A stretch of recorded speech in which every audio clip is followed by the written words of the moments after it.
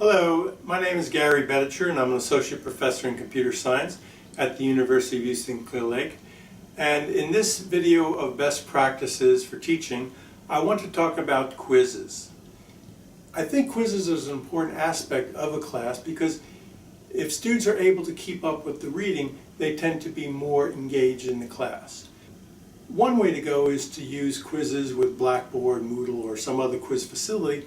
The problem that I find is that students can get access to quizzes from previous semester, and in those cases students don't necessarily learn. They're just going through, putting in all the answers. A teacher can address that by adding more quiz questions prior to the beginning of the semester. And that may work, but the problem is students the next semester get those questions, and so it's a never-ending cycle. Let me offer some ideas of how I do quizzes, where I do some of the Blackboard capabilities, but it's only worth maybe 5% of the grade.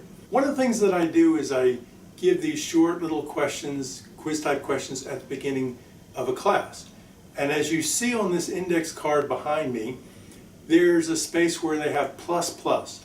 So every student starts with 2 pluses, which is 2 points added to their final grade. Now what I do is, let's say I have Bob and I have Sue.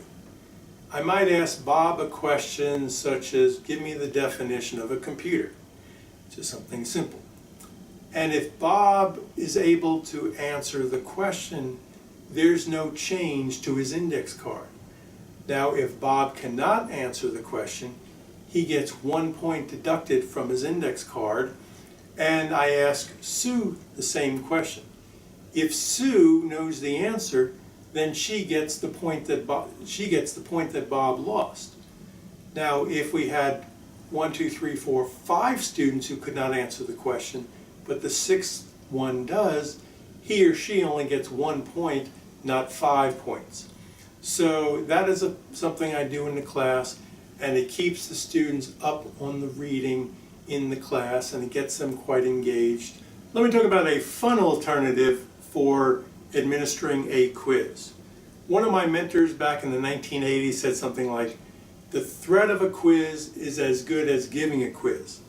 And what he meant was that if you had a threat of a quiz and that students would study because there may be a quiz, well, and you don't have to give a quiz, that's kind of like the best of both worlds.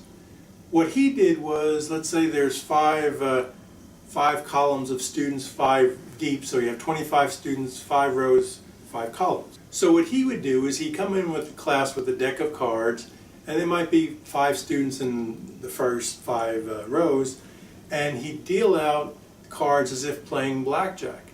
Basically, if you as the teacher, you win 3 out of 5 or more of the hands, there's a quiz that day.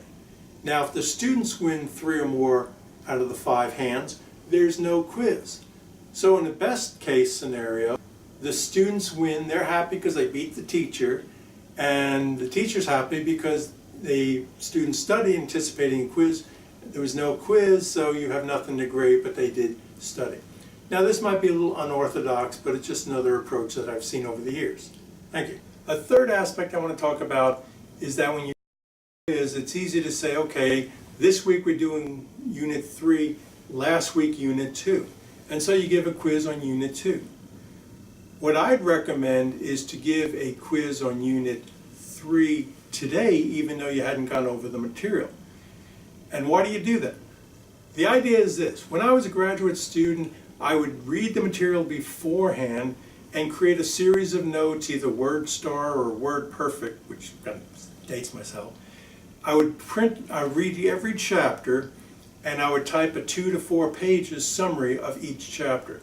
So when I went into class, I knew exactly what I didn't know. So the idea is I would not leave a class unless all my questions were answered. By giving a quiz on the current material, today's material, at the beginning of class, then students would know what they didn't know, and they'd be more aware during the class what they had to pay attention to. So it kind of reinforces that they prepare for a class as they go into a class. Now you can also give a quiz at the end of the class on the material to see if they've mastered it. That's another option too. Thank you.